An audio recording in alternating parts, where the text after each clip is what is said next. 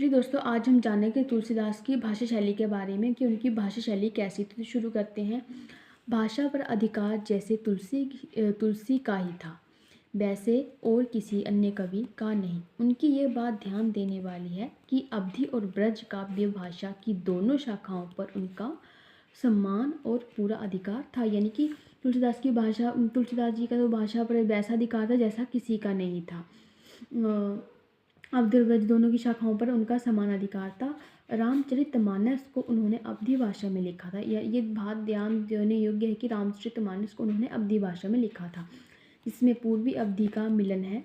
कवितावली, विनय पत्रिका, गीतावली तीनों ब्रज भाषा में है। ये तीनों जो है वो ब्रज भाषा में है।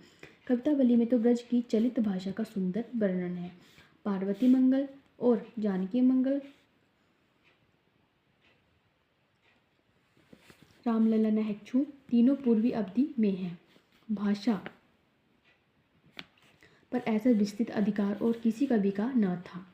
न सूरदास अवधि लिख सकते थे और न ही जयसी, यानी कि न सूरदास अवधि लिख सकते थे और न ही जयसी लिख सकते थे। ब्रज पर गोस्वामी की सबसे बड़ी और ब्रज जो थी गोस्वामी की सबसे बड़ी विशेषता, यानी कि ब्रज जो थे वो गोस्वामी जो है अच्छे से लिख सकते थे। ये कवि भाषा की सफाई और वाक्य रचना की निर्दोषता और हिंदी के और किसी कवि में नहीं पाई जाती थी।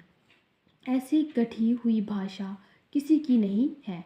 इसके लिए हमें किसी के उदाहरण की न जगह है और न ही आवश्यकता, यानी कि इसके लिए किसी के हमें उदाहरण देने की आवश्यकता नहीं और न ही इसके उदाहरण की आवश्यकता है और न ही देने की जगह है। इनकी विस्तृत रचना के बाद कुछ बातें सुनने को मिलती हैं जिसका संक्षेप मात्र में उल्लेख कर दिया जाता है। तो जैसे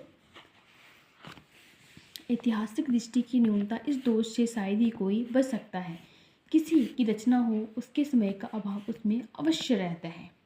दूसरा है भक्ति संप्रदाय वालों की इधर कुछ भक्तमली कथाओं पर गोस्वामी ने कुछ आस्था प्रकट की है, उनकी गौरव के अनुकूल नहीं है। तो तीसरा है प्रताप को राम के नाम से भी बड़ा कहने का प्रभाव अच्छा नहीं पड़ा। सच्ची भक्ति से मतलब लगाकर नहीं है, इसका मतलब टीका लगाकर राम राम रटना बहुत से आलसी अपाहिजों के नाम हो गया है। और चौथा है अंगद और रावण संवाद राज्यसभा के गौरव और सभ्यता के विरुद्ध है। इसका मतलब यह नहीं है कि तुलसीदास की राजनय वर्ग की शिष्टता का वर्णन नहीं कर सकते थे। समाज के सभ्य भाषण शहर का अत्यंत सुंदर उदाहरण चित्रकूट में एकत्र सभा के बीच दिखाया है।